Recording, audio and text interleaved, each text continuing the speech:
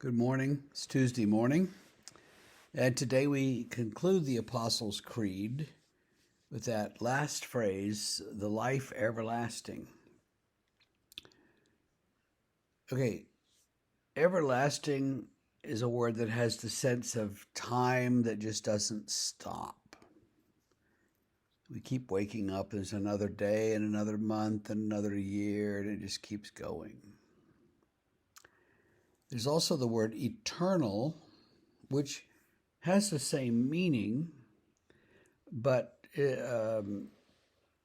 also has a more of a sense of the quality of that life, and that's what we really want is life that is eternal, that has a certain quality, some characteristics. So it's life with God, life in the presence of God, and that is life that is whole and beautiful and good. There's no suffering.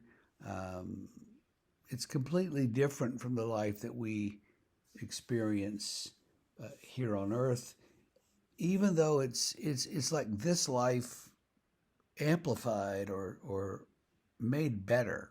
So um, that's what Christians believe. And so sometimes we think about, oh, if I could just get to heaven. If you think about it, what we're saying is that we believe life is never going to end, and it's going to just be beautiful and wonderful.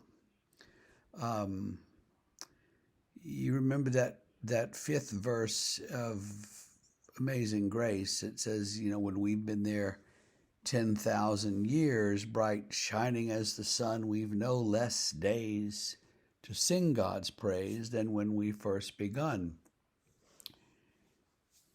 That wasn't in the red hymn book, and so I always thought that was a little spurious, but I don't think it is. I just think it's just a verse they left out of that hymnal, but it's a verse that tells us something, that eternity will continue, if that's the right word, without ceasing, and so it'll just be wonderful. There is a sense of timelessness to all this.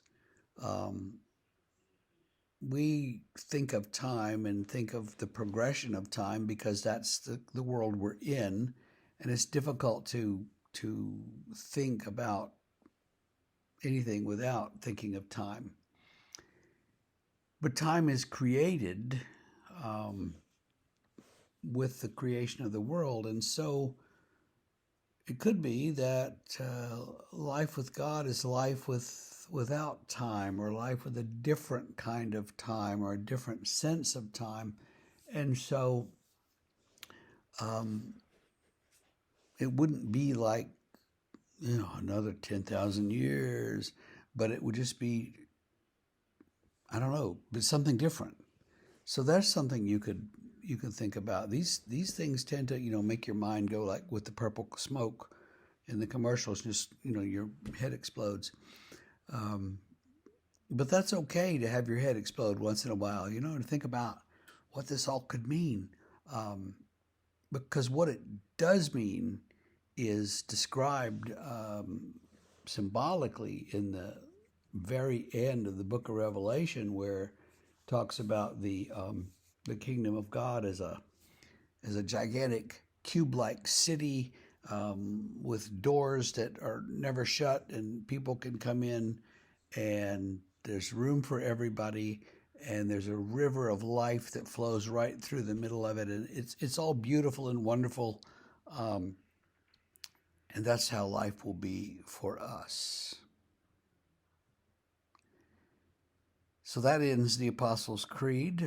Tomorrow we'll take on something totally different, and I'm not sure exactly right now what that'll be, but hang on for the ride. See you tomorrow.